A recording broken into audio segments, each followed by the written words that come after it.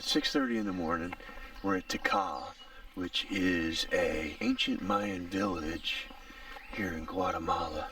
We're getting here early so we can see all the animals. First things first, got to go get some coffee.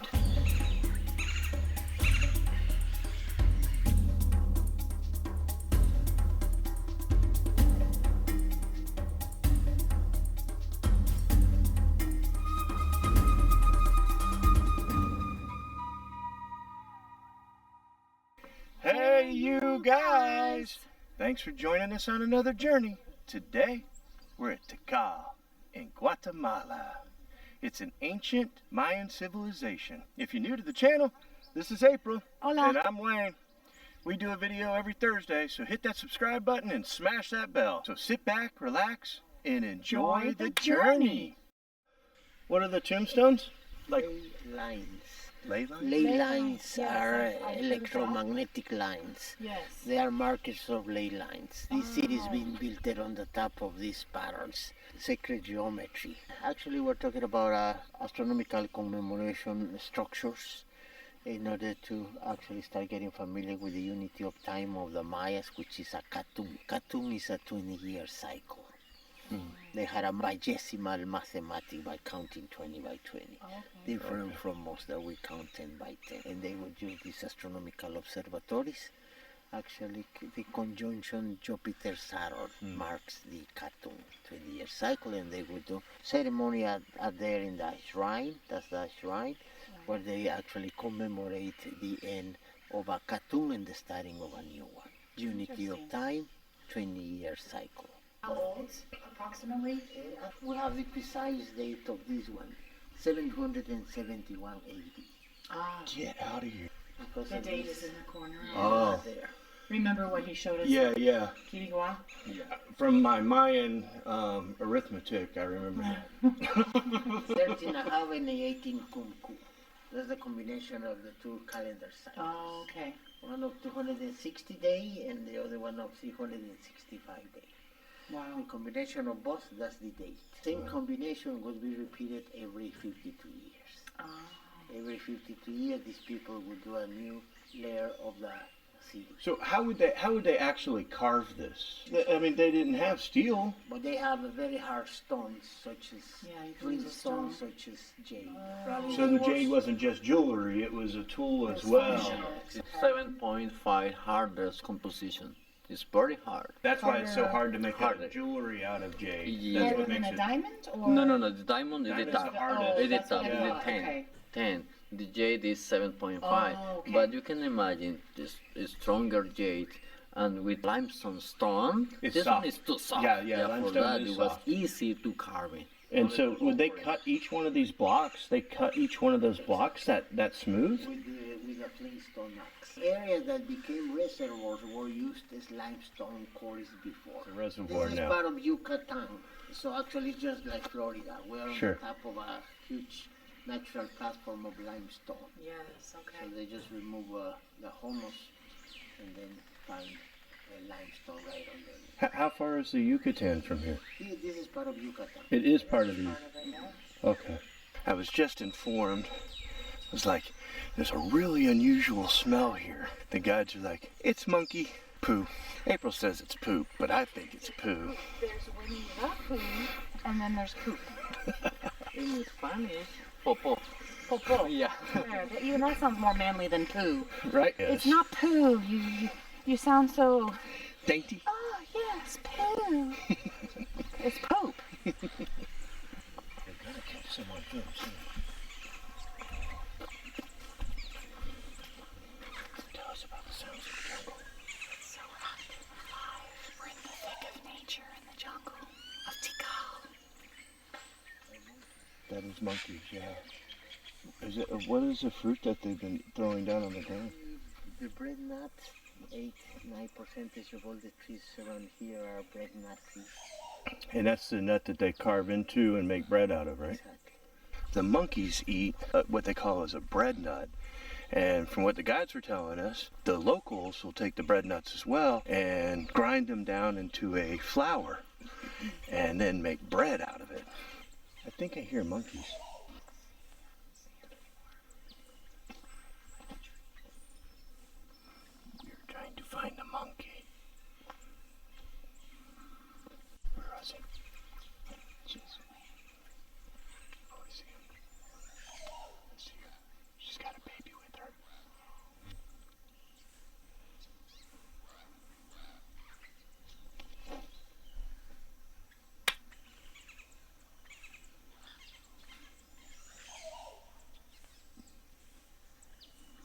temple number 4, the snake with 2 heads, and you gotta climb a gazillion stairs. It's a lot. If you do the sunrise tour, you get to do this in the dark. We were gonna do that, but it's supposed to have cloud cover. And we didn't want to wake up at 2 o'clock in the morning. So instead we woke up at 4. So this one's number 1, temple number 1. Yes. And then in the middle, In the middle, temple number 2. number 2. This one, And then the number big 3, tall one is number 3. number 4. And number 4, we're on the giant one. Yes. And another behind that like to mountain forest over there. Yeah. Is the temple number 5. We Ah. have 5 here. Over side, you can see some stairs up there. Is the Astronomy temple. I know you guys are thinking this looks familiar. The reason for it is, in 1977, the famous George Lucas filmed Star Wars and Episode 3 here, and saw this magnificent view in 77.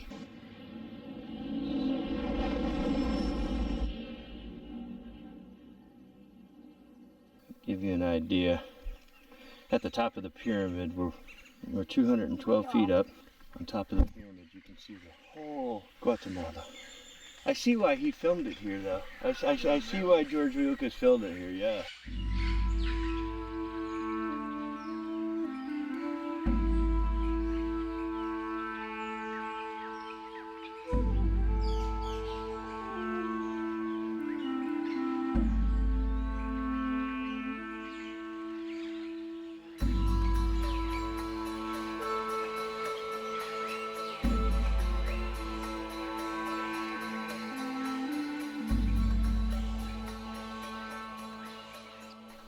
What is this?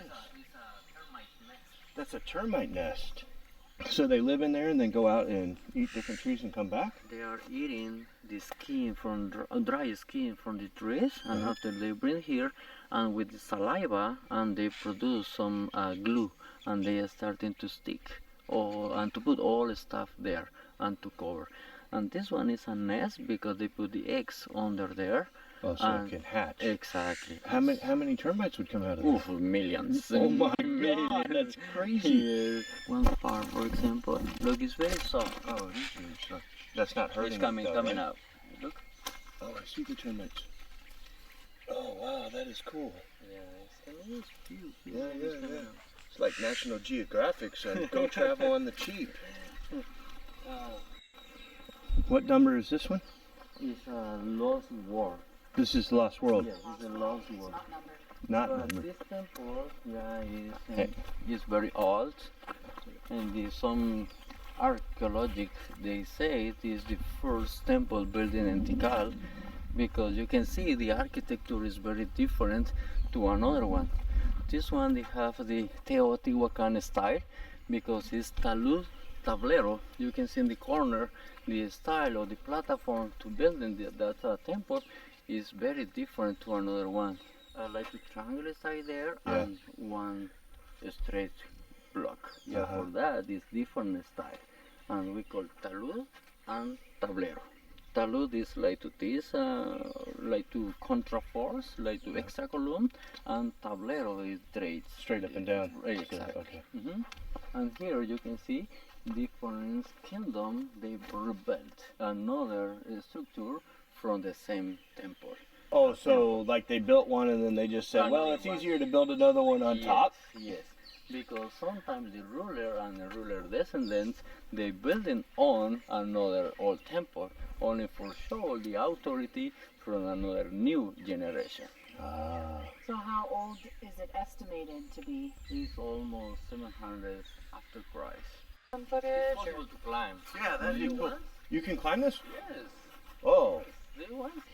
Oh, when you think about it, my heart's pounding, in my huh? ears. Wow. We Oh. still got more to go. 10 more seconds.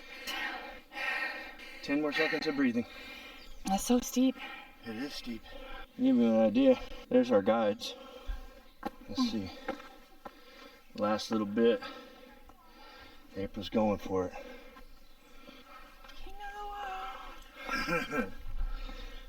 We're on the top of the Lost World, I'm telling you, you gotta come out and experience Guatemala. Ancient ruins. It's so amazing. Sky, but actually the main purpose was to follow the movement of the sun on the horizon and locate solstices and equinoxes. Actually, most of the celebrations here took place by the 21 of March, 21 of June, 21 of September, and 21 of December, solstice and equinoxes. Okay. As a matter of fact, actually by the sunset, observing the whole thing from the top of this pyramid of the sun, they would see actually the sun splitting into these structures, so to speak. Sunset by the 21 of March, 21 of September, perfectly right here, by the equinox. What does March 21 represent? Spring equinox. Spring equinox. Okay. With the arch, and we mark, for example, using the reference point, that temple. Okay. Because the sunrise is coming exactly one point, or that we call summer equinox. Yeah. Okay. And we have four seasons or 4 times per year when the sunshine is coming up in the same point. Okay. For that they are using standing up from that in the platform in the middle. They've been watching the sunrise from the platform. You're standing up, and here, yeah, the first summer solstice you will have in March 21, and the 3 months after, in the next 21 June, you will see the sunrise coming up from another point in the middle in the temple, in the structure.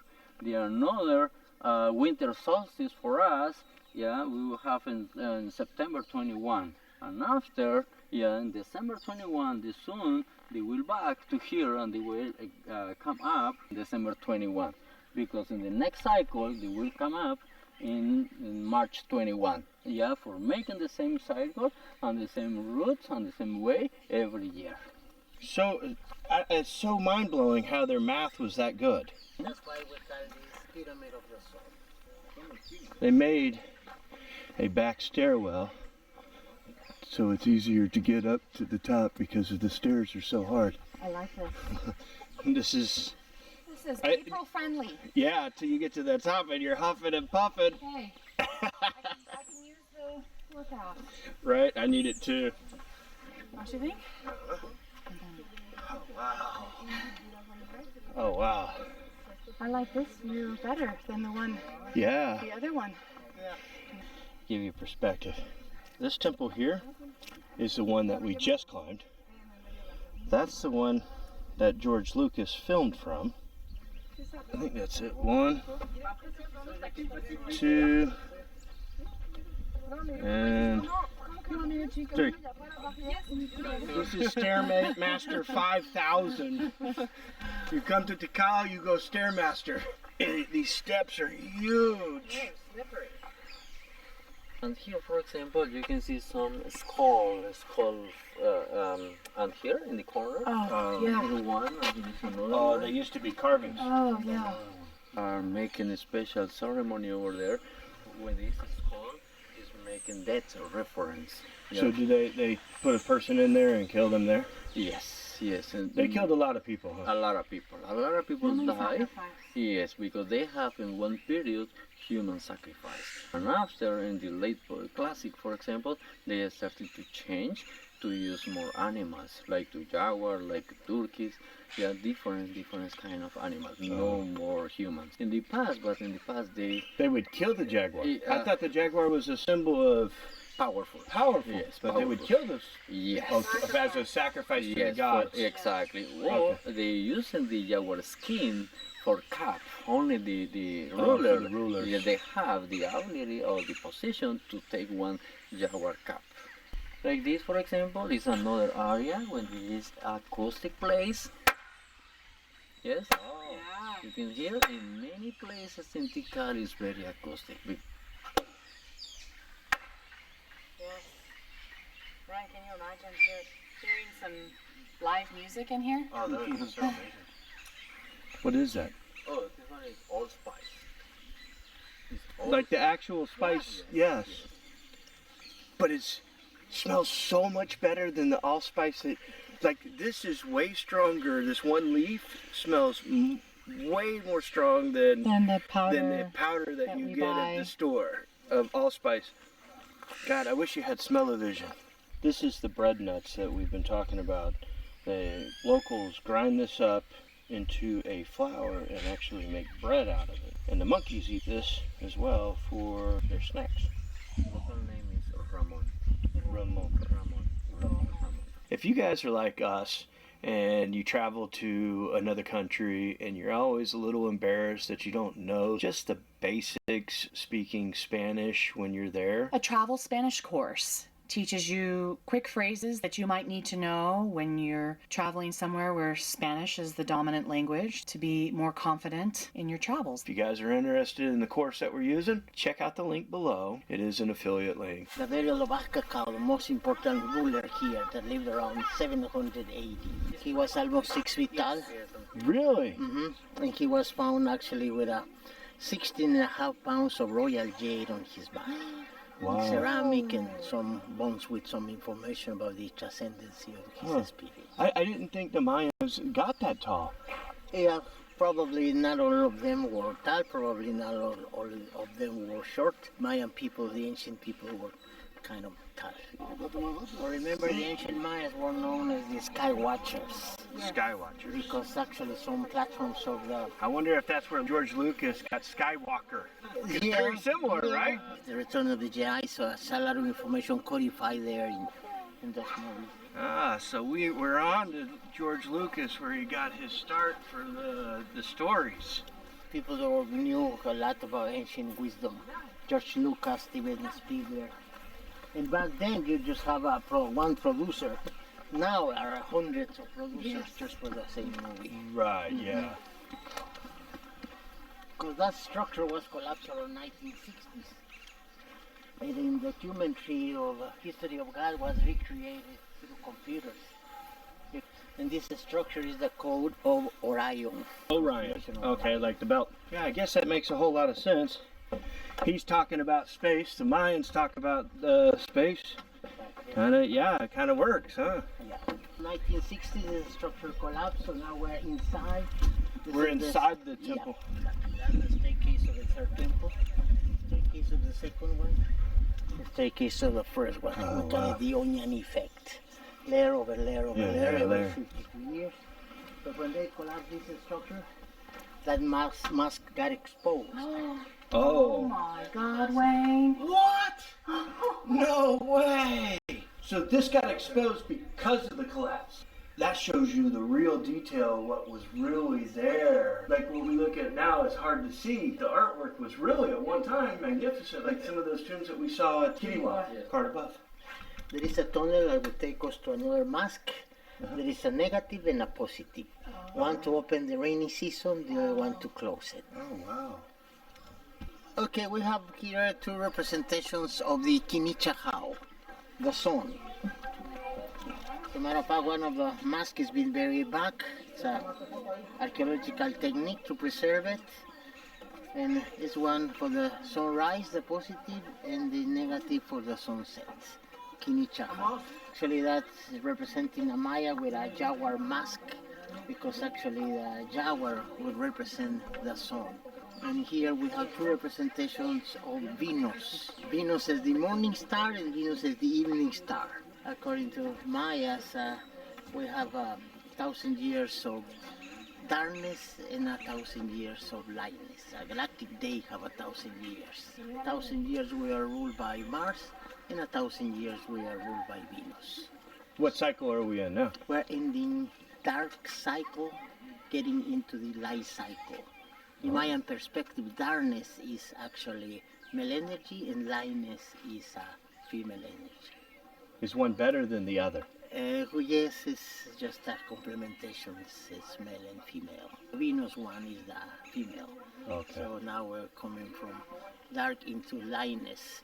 And it's just accomplishing a prophecy held by the Navajos.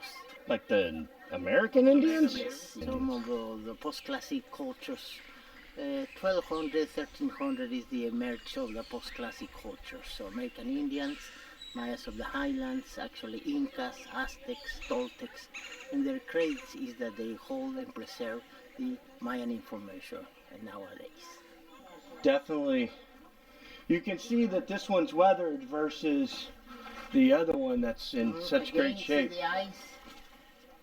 Usually when the Mayas, actually the G would represent the Milky Way. This is the nose, open mouth, Venus.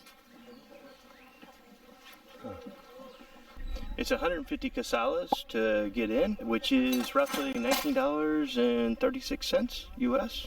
You do need a guide if you want to come in at sunrise. Basically, it's 200 quetzales per person to get in and have a collective tour. Everybody has to come in and get a guide. You can also get a private guide. It is more money for a private guide. 200 quetzales is roughly $25.85. That's a bargain. And you get a lot of history. But bring your walking shoes and lots of water. Bring a hydration bag because it is burning up hot. We couldn't have done this trip without Chelsea at The Heart of Travel. We'll put her links below. We hit her up at the last minute and she has arranged everything. We also want to thank Selvine. He's been our guide. And our driver. And good friend at this point.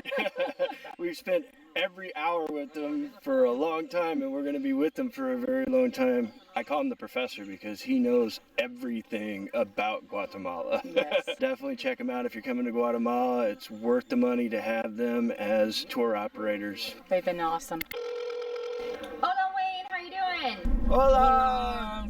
How are you? I'm doing great. It's a lovely day here in Antigua and I'm so excited for you guys because you're going to be heading to Flores today. Even though you're not on the coast, it feels a little bit coastal because you're right there on the lake. There's a nice breeze. And so it's really just a small town. It's almost kind of designed in like a spiral. It's right on Lago Petén Itzá. You can walk along what we call the Malecón and have a nice view of the lake. You can even take a boat ride around the lake. Some cool, unique food in the area as well as some desserts. We can't wait to learn about Guatemalan traditional foods. So maybe you guys can try some tres leches or some granizados, which are kind of like Guatemalan snow cones. If it's hot during the day, you can kind of hang out at the hotel and rest. And then in the evening, the town comes to life a little bit more. It cools down. Have a great time, and I can't wait to hear about it. Hasta pronto! Yeah, nos vemos mañana. We want to thank you guys for watching our video all the way to the end. If you would, hit that subscribe button, share it with a friend, and like always, thank you for living life.